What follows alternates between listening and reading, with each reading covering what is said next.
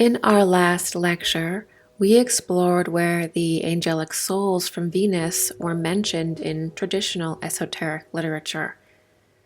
We began in the great Indian civilization, where these beings were repeatedly referred to as the great rishis or the Kumaras. We then segued into the anthroposophical teachings on that period of human development. In that segment, we went even deeper into the great solar spirits of Venus, discovering that they established a system of spiritual initiation through the sharing of their astral and etheric bodies with the developing human beings. In anthroposophy, this sharing of astral and etheric bodies is called spiritual economy. Spiritual economy is the heart of initiation and human evolution. Today, the anthroposophical teaching of spiritual economy is more important than ever, as it illustrates that human beings evolve not through external means or through physical modifications, but through internal development, specifically the merging and attunement of our mind and consciousness with the spiritual hierarchy. In other words, we evolve through the attunement and enmeshing of our energy bodies with the masters who play an initiating role within the spiritual hierarchy. So these 7 great initial solar spirits from Venus began a chain of spiritual initiation through the sharing of their highly developed astral and etheric bodies, or their energy bodies, the sharing of their consciousness. This principle of initiation through the merging of consciousness forms the basis for all evolution and is symbolized by the flame bearers. The flame bearers are also called the angels from Venus, the lords of the flame, and the lords of Venus in theosophy and anthroposophy.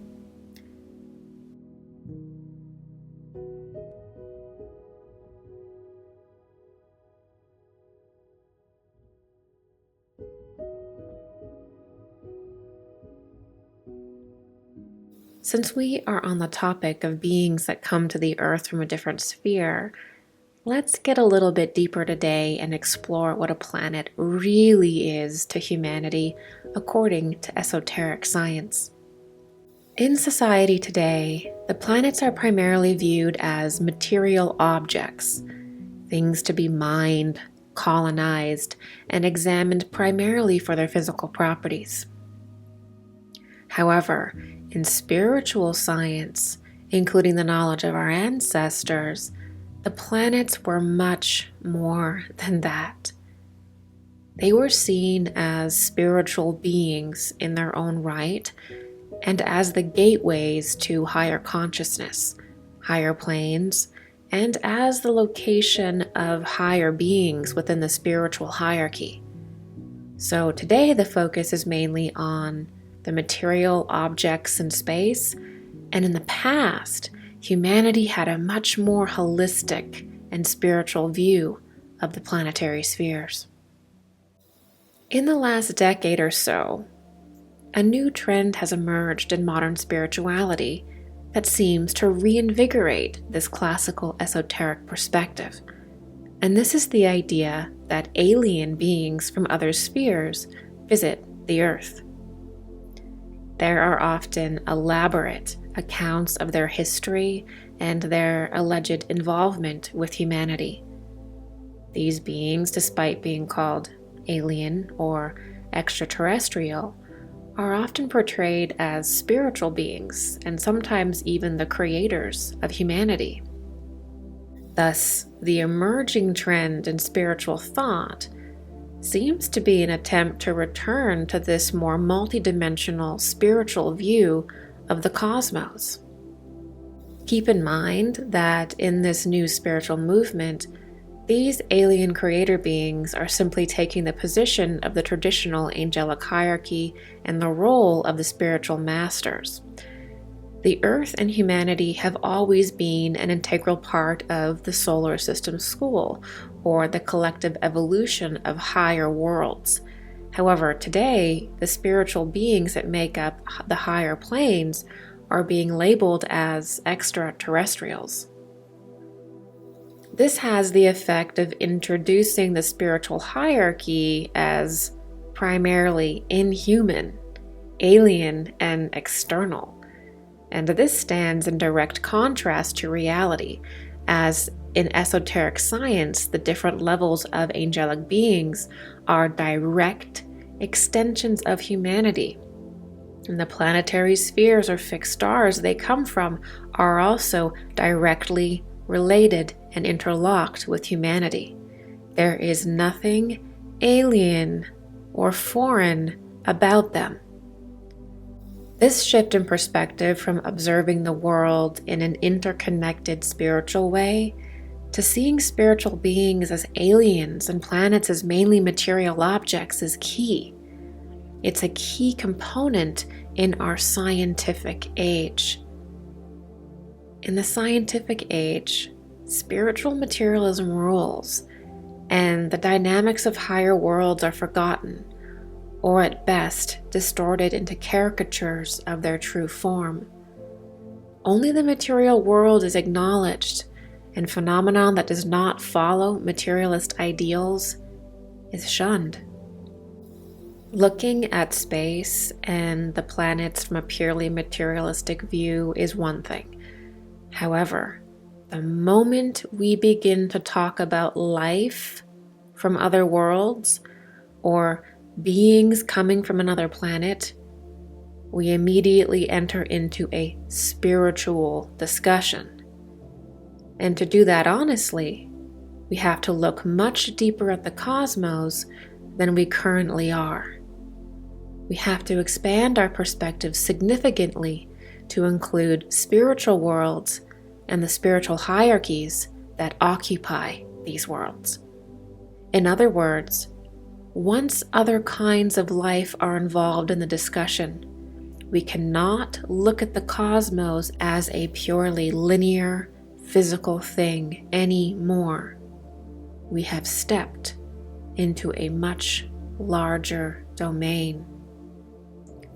So, let's dive even deeper into understanding the planets from a more realistic, multidimensional perspective. First of all, a planet is not just a physical thing. It is, in fact, a living being that is evolving through its own cycles of evolution. A planet evolves over time and has a similar kind of life cycle to that of a human being.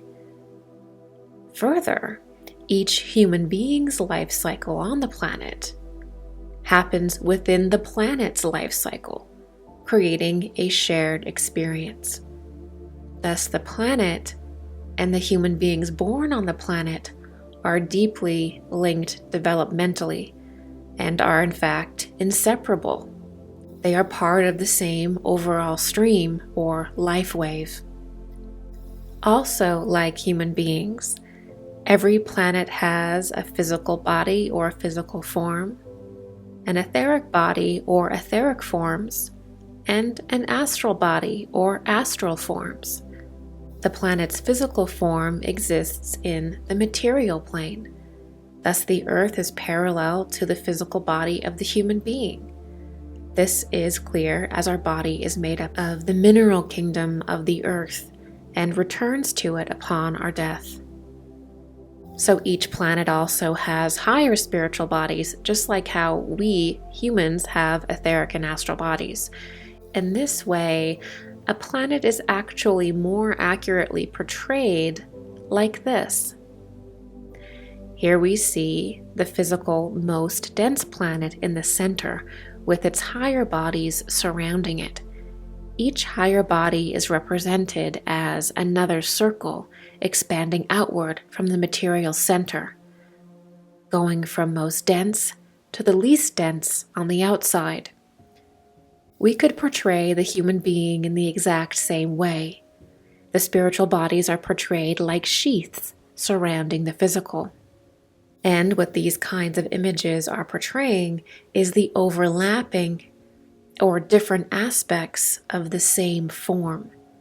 In other words, the spiritual bodies technically share the exact same space as the physical body.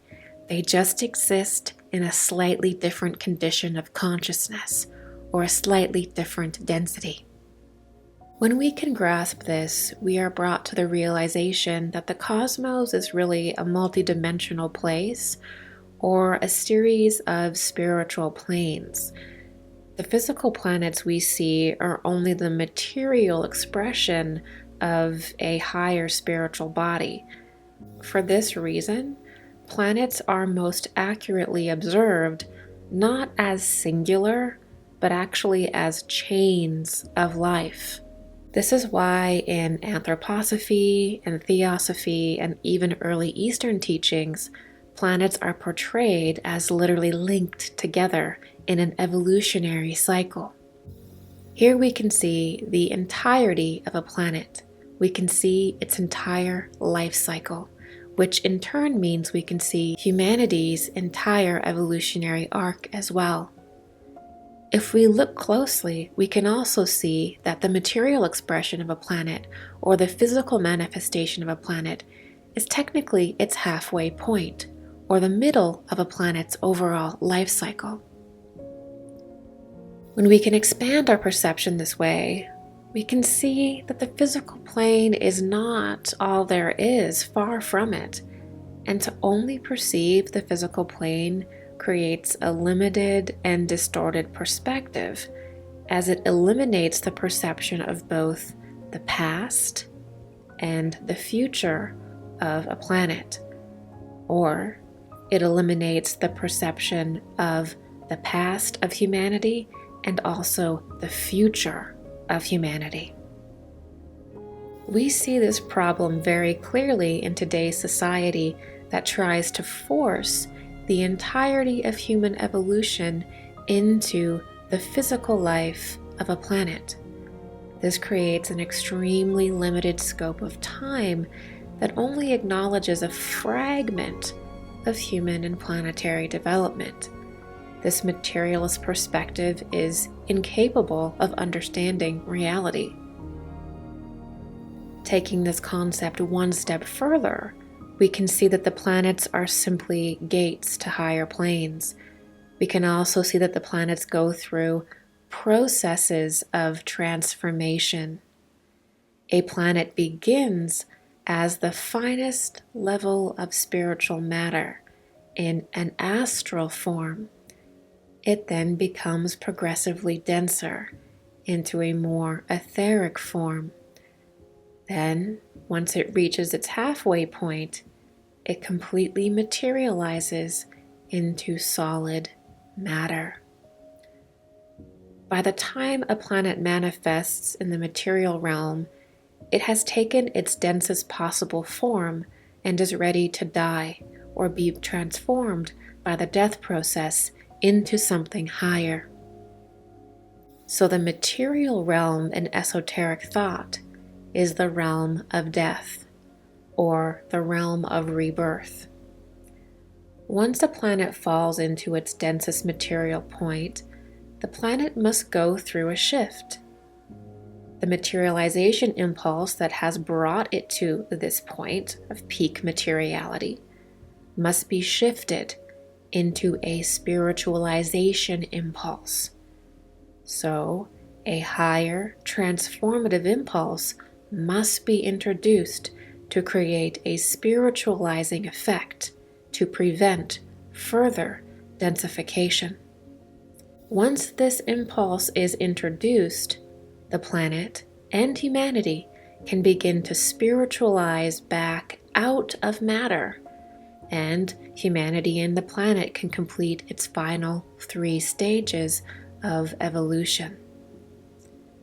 The force that creates spiritualization for the Earth is the sun. This specific planetary stage of spiritualization after materialization is of course mirrored in human development. Once human consciousness and form reaches its most dense point, a transformative spiritualizing force must also be introduced to the collective consciousness of humanity. In this case, a human being must embody the spirit of the sun. The spirit of the sun must enter a human being so that it is personified through them and thus tangible to human consciousness. Once the spirit of the sun enters the human body, a specific rite is performed within the individual. It takes an exalted spiritual master to perform this rite on behalf of the planet, and it only happens once in an entire planet's life cycle. In occult science, this is known as the mystery of resurrection. Resurrection represents the transcending of matter, or the overcoming of matter. It is the overcoming of the material plane, the transformation of the material plane into spirit. This is the introduction of the transformative impulse that allows all beings on the planet to transform themselves from matter back to spirit and thus complete the last 3 cycles of development. The resurrection mysteries are clearly a key part of esoteric Christianity, but also existed prominently in the Egyptian mysteries. If this particular process is not understood by humanity, human beings risk becoming too entrenched in matter, or metaphorically stuck in the tomb and unable to resurrect or rise, or unable to consciously transform themselves out of the material plane. This is what is truly meant when it is taught that a soul cannot enter the kingdom of heaven unless through Christ. When we stand back and look at the life of a planet, we see a beautiful pattern emerge. We see the mysteries of the universe in motion, and most of all, we see ourselves. We see our own journey in and out of different conditions of consciousness. We see great masters performing transformational rites for humanity, and we see the material world as a shadow of higher worlds. Now that we understand the life of a planet, let's examine the beings that exist on other planets. In anthroposophy, Rudolf Steiner points out that the planetary spheres are not the literal dwelling place of other beings. He said, "In reality, we do not find the outer spheres, or dwelling places of the spiritual hierarchies, so much on the single planets as in the regions which are limited by the orbits of the planets. The spheres of space and the planets are the landmarks for realms of the spatial activities of higher beings." This means that the beings from Venus, for example, are not living on the physical planet Venus. The planet Venus and the orbit of Venus is more of a marker of a higher realm that actually exists in the space between Venus and the Earth. So the beings from Venus are technically from the orbital space between Venus and the Earth. The planet Venus is simply the physical marker of this space. As Steiner mentions, this space is the dwelling place of the spiritual hierarchies. The orbital space of each planet relative to the Earth represents a level of the spiritual hierarchies. This means that the Venusians are not aliens. They're not extraterrestrials, and they're not even technically from another planet. They were the divine human beings, or angelic human beings, that were once part of the spiritual hierarchy. The idea that these beings come from another planet is a materialist distortion that does not acknowledge the objective structure of the cosmos and spiritual hierarchies.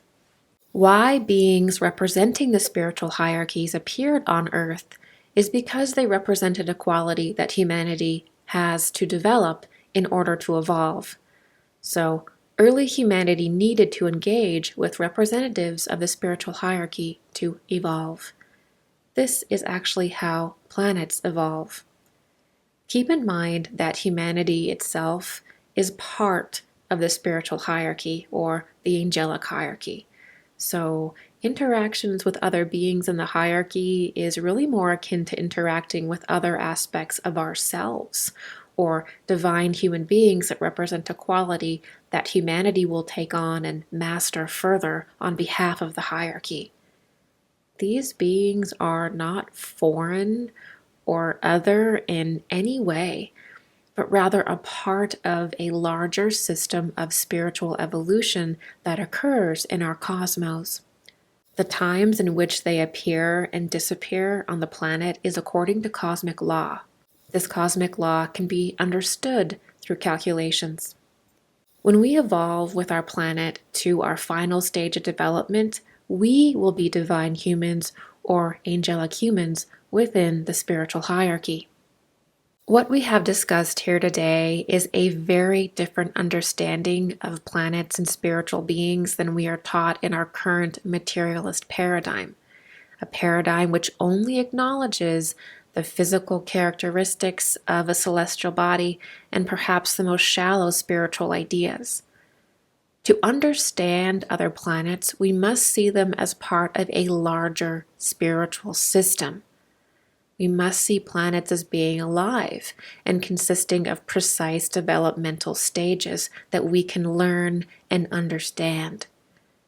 To stay in tune with reality, humanity must also strive to understand their role in their planet's evolution. We must also understand the exact stage of development that we are currently in and what is required of us to evolve. Most of all, we must see beyond the materialist impulse that has hardened itself to become the only reality we are allowed to observe. And only when we do this will we rise beyond our tombs of matter, back into the spiritual planes from whence we came.